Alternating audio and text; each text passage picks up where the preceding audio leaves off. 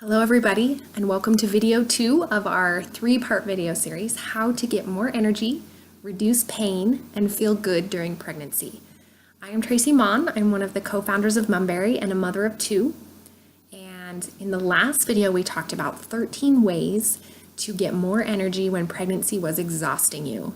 So if you haven't had a chance to watch that video yet, please press pause and then hop over and watch that other video first. There will be a link below on this page. And there were a lot of great actionable tips we talked about that you could implement right away to feel more energized. So definitely watch that one first. And then in the last video, I kind of teased you. I said I was going to tell you the one thing you could do to get more energy, reduce back pain, ease constipation, reduce your risk of gestational diabetes, preeclampsia, C-section delivery, and will help you lose the baby weight after delivery. So the answer is, are you ready? Movement or exercise. Now wait, before you shut this off and tell me you're too tired, you're too busy, you're too nauseous to exercise, please hear me out.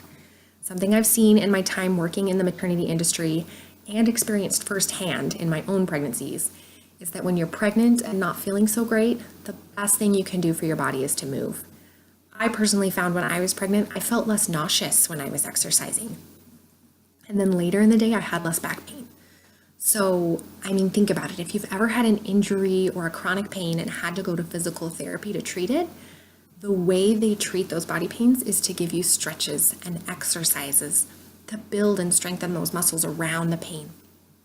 And it's because our bodies are meant to move. So I want to share a story of one of our customers with you. This is Amanda, and she had her fair share of aches and pains during her pregnancy. I'm going to let her tell you about it. I was having hip problems and pelvic problems, partially because of the weight, the extra weight on my body. So I tried, those belts that they have and different things like that, and it turned out I needed to go to physical therapy. What was happening was my pelvis was rotating and overlapping in strange ways, causing pressure points. And so I needed something a little bit extra help. Physical therapy helped a ton. Okay, if it sounds like she was in the middle of a sentence, it's because she was. Don't worry, you will see the rest of that sentence and the rest of her story in just a minute. I wanted to share some ideas with you for ways you can get moving every day. You can start small. Really, just going for a short walk is going to feel better than laying on the couch. So just move your body. Stretching, dynamic stretching is great movement for your body. I mentioned this in the last video, but it's a good idea to stretch your leg muscles before bed too. It can help prevent leg cramps from waking you up in the middle of the night. If you do any activity where you're kind of standing still for a minute, like brushing your teeth, try doing some squats while you're doing that. Your movement doesn't have to be in a consecutive 30-minute or hour period. It can be in short little segments throughout the day. It's still super beneficial for your body. If you have a desk job or if you're watching TV on the couch, maybe try sitting on an exercise ball instead. Balancing on that ball forces you to engage your core muscles to support yourself on the ball, and that helps strengthen your back. And then if you want to try an actual workout, prenatal specific workout, we have a lot of great videos on our YouTube channel, or we do have a 5-minute video series that is available for purchase. There is a link below if you're interested in that. And those are quick and easy. You can do them in your pajamas, in your living room. They're 5 minutes and you're done. So I know you're feeling tired. I've been there twice. If you feel like your energy supply is so limited that you're going to use it all up just doing your other daily responsibilities, I want you to try this. If you try incorporating movement into your day, you will feel more energized and you will have more energy so you can do more. In addition to the energy, exercise has a ton of amazing benefits for your body. Let's just go through some of them. It reduces back pain. Just like physical therapy, movement helps with the aches and pains in your body. It eases constipation. When your body is moving, it gets other things moving too. It may decrease your risk of gestational diabetes, preeclampsia, and cesarean delivery. It promotes healthy weight gain during pregnancy. It improves your overall general fitness and strengthens your heart and blood vessels. So when you're exercising cardiovascularly, it strengthens your heart. And so in turn, it strengthens your baby's heart too. And your body will bounce back much quicker if it is fit and healthy before delivery. So it helps you lose that baby weight after your baby is born. So a question you may have is it safe? And the answer is yes.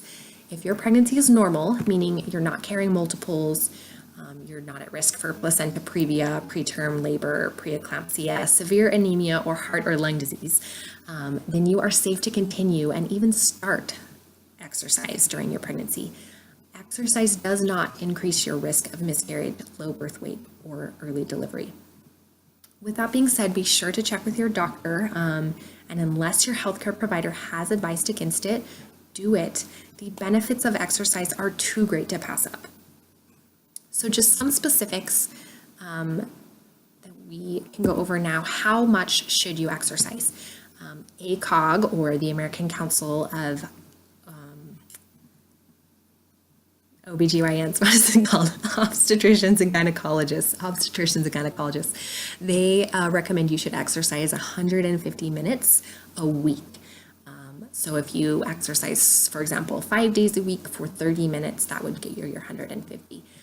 And a reminder that 30 minutes doesn't have to be continuous. It can be 5 minutes here, 10 minutes here. And what does moderate intensity mean? They say it means that you can talk normally but not sing. So think brisk walking.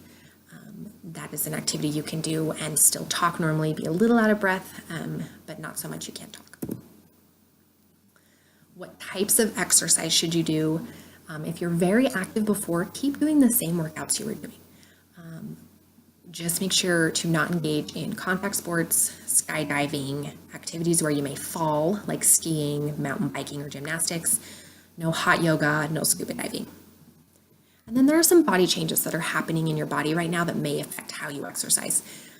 In your joints, there's a hormone called relaxin that is making them more susceptible to injury. So you want to avoid jerky, bouncy, high impact motions.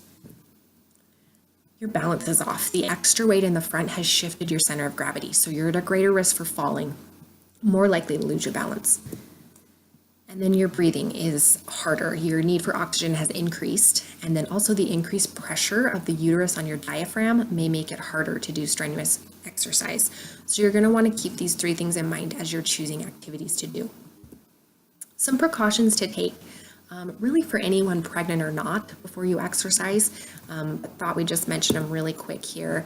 Drink plenty of water before, during, and after your workout. Wear support, and that includes a sports bra to help support your chest, and then also consider a support belt to relieve some discomfort around your belly. In place of this, you may also consider some super comfortable support apparel made by Mumberry, also a really great option.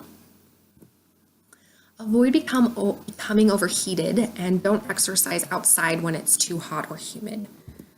Avoid standing still for too long because the blood can pool in your legs or your feet, and then you'll swell. Avoid lying flat on your back because your uterus actually presses on the large vein that returns blood to your heart, and this can cause your blood pressure to decrease quickly, and you'll feel very dizzy and lightheaded. And then stop exercising if you experience bleeding, dizziness, chest pain, headache, or contractions. So definitely listen to your body. And if it's feeling off or something is hurting, definitely stop. And now perhaps the best reason to exercise during pregnancy is to prepare for the ultimate workout of labor and delivery. I have done this twice, and let me tell you, at the end, I felt out of breath. I was sweating. It is a workout on your body. And if you have good cardiovascular endurance and your muscles are strong, the experience you have pushing that baby out is going to be so much better. And think about it after delivery too. Carrying that car seat, you're going to need strong arms. Bending and lifting and twisting with your baby, you're going to need a strong core. Holding and rocking your baby to sleep, you're going to need a strong upper back. Something I was surprised about with motherhood is how much time I spend on the floor and getting up and down off the floor. And every time you do that, you're engaging your core, you're using your glutes and your hamstrings. And your body needs to be very fit to handle all these tasks of motherhood. So it's so important to prepare your body for these tasks. So I have a special offer for you.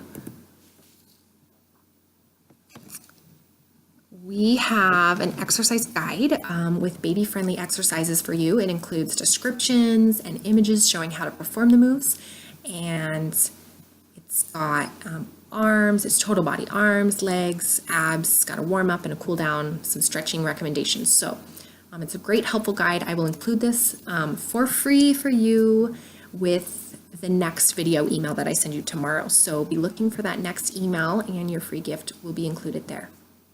And then let's just finish up with Amanda here. Let's hear the rest of her story.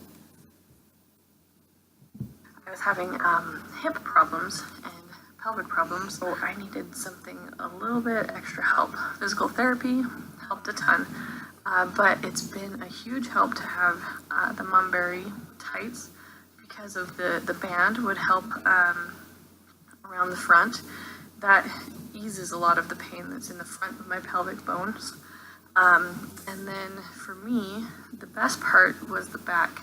I have a few vertebrae that try to rotate and causes kind of a sciatic nerve type pressure on my back, and the back support of these tights have been a miracle. They help a lot with that curve of your back that's compensating for the weight in the front, and the rotating of my vertebrae. It kind of has just the right amount of pressure to keep that off. So they've been a huge help for those days that I forget to do my exercises or stretches or those sorts of things, but they also are incredibly comfortable, and the pockets are the best.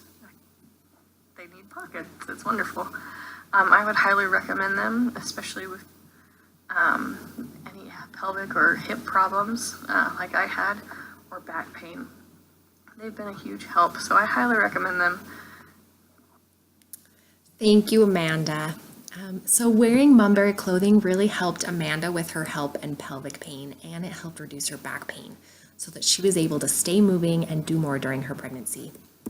In the last video tomorrow that I'm sending you, video 3, I'm going to tell you how our support band works and how it can help give you more energy, help you move more, help you experience less pain, and help you feel good during your pregnancy.